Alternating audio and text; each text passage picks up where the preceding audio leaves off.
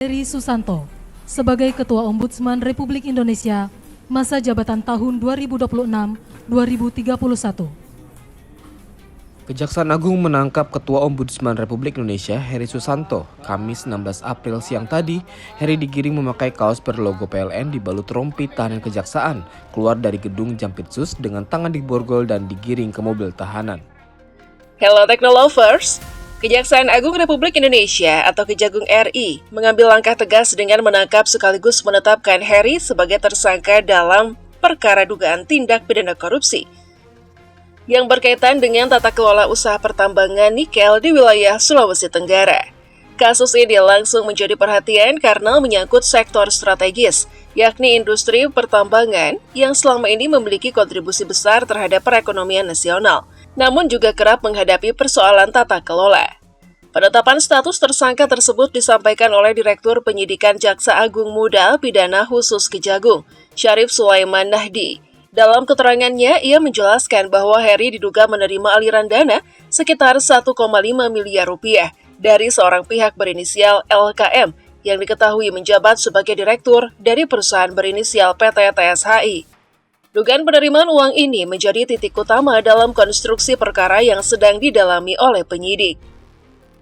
Menurut Syarif, perkara ini tidak muncul secara tiba-tiba. Kasus tersebut berakar dari persoalan administratif yang berkaitan dengan perhitungan penerimaan negara bukan pajak atau PNBP yang dihadapi oleh PT TSHI dengan pihak Kementerian Kehutanan.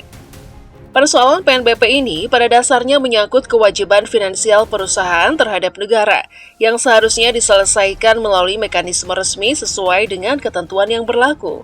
Namun dalam prosesnya, perusahaan diduga tidak hanya mengandalkan jalur administratif biasa. Ada indikasi bahwa pihak perusahaan berupaya mencari jalan alternatif dengan melibatkan pihak lain yang dinilai memiliki pengaruh dalam proses pengawasan kebijakan publik. Dalam hal ini, Heri Susanto. Dugaan keterlibatan ini menjadi awal mula masuknya unsur pidana dalam perkara yang sebelumnya bersifat administratif. Dalam perkembangan selanjutnya, Heri diduga memiliki peran aktif dalam mengupayakan agar kebijakan yang telah ditetapkan oleh Kementerian Kehutanan dapat dikaji ulang. Upaya tersebut dilakukan melalui Ombudsman Republik Indonesia, sebuah lembaga yang memiliki kewenangan untuk mengawasi pelayanan publik dan memberikan rekomendasi terhadap dugaan maladministrasi. Lebih jauh, diduga ada upaya untuk mendorong agar Ombudsman memberikan rekomendasi yang mengungkapkan PT TSHI melakukan penghitungan secara mandiri terkait kewajiban pembayaran yang harus mereka penuhi. Jika hal ini benar terjadi, maka skema tersebut berpotensi memberikan keuntungan bagi pihak perusahaan karena dapat mempengaruhi besaran kewajiban yang seharusnya dibayarkan kepada negara. Untuk memutuskan proses tersebut, Heri diduga menerima sejumlah uang dari LKM. Syarif menjelaskan bahwa total dana yang telah diserahkan oleh LKM kepada tersangka mencapai kurang lebih 1,5 miliar rupiah. Nilai tersebut menurut penyidik bukan jumlah kecil dan menjadi salah satu indikator adanya dugaan praktik yang melanggar hukum. Untuk melaksanakan hal tersebut, tersangka ini menerima sejumlah uang dari saudara LKM yang merupakan Direktur PT TSHI. Kurang lebih yang sudah diserahkan dari satu orang ini adalah sekitar 1,5 miliar rupiah, ungkap Syarif dalam keterangannya. Setelah melalui serangkaian proses penyelidikan dan penyidikan, Kejaksaan Agung akhirnya menetapkan Heri sebagai tersangka. Tidak lama setelah itu, yang bersangkutan langsung menjalani masa penahanan awal selama 20 hari di Rumah Tahanan Salemba Cabang Kejaksaan Agung. Penahanan ini dilakukan sebagai bagian dari upaya penyidik untuk memperlancar proses pemeriksaan lebih lanjut, sekaligus mencegah kemungkinan adanya upaya menghilangkan barang bukti atau mempengaruhi saksi.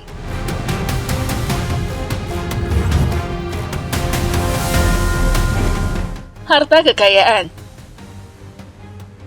Di tengah proses hukum yang berjalan, perhatian publik juga tertuju pada laporan harta kekayaan yang dimiliki oleh Heri Susanto.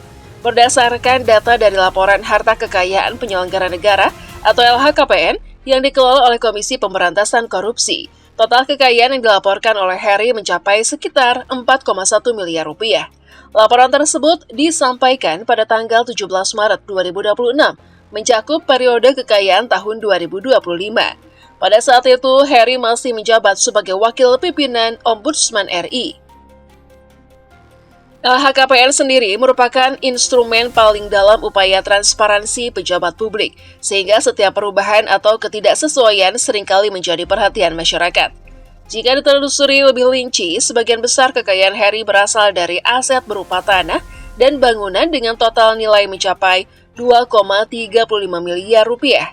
Aset tersebut terdiri dari properti yang berlokasi di Jakarta Timur dengan nilai sekitar 1,8 miliar rupiah, serta tanah dan bangunan di Cirebon yang ditaksir bernilai 550 juta rupiah. Selain aset properti, Heri juga tercatat memiliki kendaraan berupa 1 unit sepeda motor Vespa LX IGET 125 keluaran tahun 2022 dengan nilai sekitar 50 juta rupiah.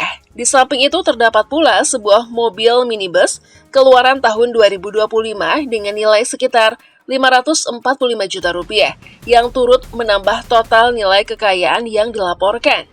Tidak hanya itu, dalam laporan tersebut juga tercantum adanya harta bergerak lainnya senilai 685 juta rupiah. Kategori ini biasanya mencakup berbagai bentuk aset seperti perhiasan, koleksi barang berharga, atau kepemilikan lain yang tidak termasuk dalam kategori tanah, bangunan, maupun kendaraan. Selain itu, Heri juga memiliki kas dan setara kas senilai 539 juta rupiah. Jika seluruh komponen tersebut dijumlahkan, total kekayaan yang dilaporkan mencapai sekitar 4,17 miliar rupiah. Sebagaimana dilansir dari Kompas.com, angka ini kemudian menjadi bahan perbandingan publik dalam melihat profil keuangan tersangka di tengah kasus yang sedang dihadapi. Profil dan latar belakang. Mengacu pada informasi dari laman resmi Ombudsman Republik Indonesia, Heri Susanto merupakan sosok yang memiliki perjalanan karir cukup panjang di bidang pengawasan pelayanan publik. Ia diketahui lahir di Cirebon pada tanggal 9 April 1975 dan memiliki latar belakang sebagai seorang aktivis yang aktif dalam isu-isu kebijakan publik. Karirnya di Ombudsman RI dimulai ketika ia menjabat sebagai anggota untuk periode 2021 hingga 2026. Dalam periode tersebut, ia terlibat dalam berbagai kegiatan pengawasan yang berkaitan dengan pelayanan publik, khususnya di sektor kemaritiman, investasi, dan energi. 3 sektor yang memiliki peran penting dalam pembangunan nasional. Pada awal tahun 2026, Heri kembali terpilih untuk menjabat dalam periode kedua setelah melalui proses uji kelayakan dan kepatutan di Komisi 2 DPR RI. Proses ini merupakan tahapan penting dalam menentukan kelayakan seseorang untuk menduduki posisi strategis di lembaga negara. Selain kiprahnya di Ombudsman, Heri juga memiliki rekam jejak yang cukup panjang dalam dunia kebijakan publik dan advokasi. Ia pernah menjabat sebagai tenaga ahli anggota DPR RI Komisi 9 pada periode 2014 hingga 2019. Sebuah posisi yang menuntut pemahaman mendalam terhadap isu-isu kesehatan, ketenagakerjaan, dan sosial. Di luar itu, Heri juga pernah menjabat sebagai Direktur Eksekutif Komunal selama 2 periode, yaitu dari tahun 2004 hingga 2009, dan kembali menjabat pada periode 2009 hingga 2014.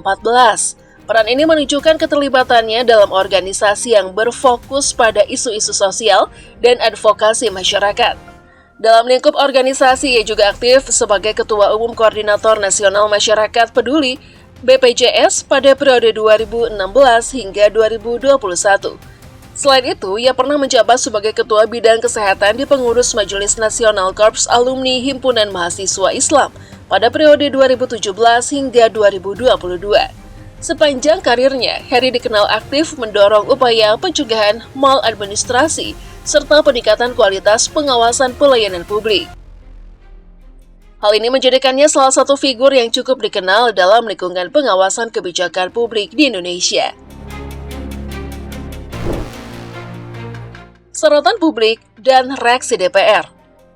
Kasus hukum yang menjerat Heri menjadi sorotan luas, terutama karena waktu penetapan tersangka yang berdekatan dengan pelantikannya sebagai Ketua Ombudsman RI untuk periode 2026-2031. Yang diketahui baru saja dilantik pada Jumat 10 April 2026, hanya beberapa hari sebelum status tersangka tersebut diumumkan ke publik.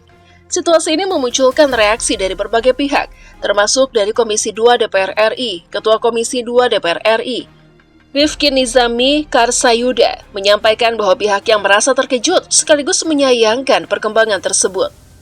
Dalam keterangannya, Rizky Nizami mengungkapkan bahwa dirinya bersama rekan-rekan di Komisi 2 DPR RI telah melakukan diskusi informasi untuk membahas situasi ini. Ia mengaku bahwa kabar tersebut cukup mengejutkan dan menimbulkan keprihatinan di kalangan anggota Dewan. Kami telah melakukan diskusi informasi dengan rekan-rekan Komisi 2 DPR RI, dan kami sangat terkejut, kami syok, dan tentu sangat menyayangkan berita ini. Namun demikian, kami tetap menghormati proses hukum yang sedang berjalan, ujarnya saat dihubungi pada Kamis 16 April 2026. Ia juga menegaskan pentingnya menjunjung tinggi asas praduga tak bersalah dalam menyikapi kasus ini. Menurutnya, seluruh pihak sebaiknya memberikan ruang kepada aparat penegak hukum untuk bekerja secara profesional tanpa adanya tekanan atau intervensi. Lebih lanjut, Rifki Nizami menilai bahwa kasus ini dapat menjadi bahan evaluasi bersama, khususnya bagi Ombudsman RI sebagai lembaga yang memiliki tanggung jawab besar dalam mengawasi pelayanan publik. Ia berharap peristiwa ini dapat menjadi momentum untuk memperbaiki sistem dan meningkatkan integritas kelembagaan. Ini tentu menjadi koreksi bagi kita semua. Harapannya, ke depan Ombudsman RI bisa menjadi lembaga yang lebih baik lagi, tambahnya. Sebagaimana diketahui, sebelum dilantik oleh Presiden, setiap calon anggota Ombudsman RI memang diwajibkan untuk mengikuti proses uji kelayakan dan kepatutan di Komisi 2 DPR RI. Proses tersebut dirancang untuk memastikan bahwa individu yang terpilih memiliki integritas, kompetensi, serta komitmen terhadap tugas pengawasan pelayanan publik. Kasus yang kini menjerat Hery Susanto pada akhirnya tidak hanya menjadi persoalan hukum semata, tetapi juga membuka ruang diskusi yang lebih luas mengenai pentingnya transparansi, akuntabilitas, serta integritas dalam pengelolaan sektor publik di Indonesia.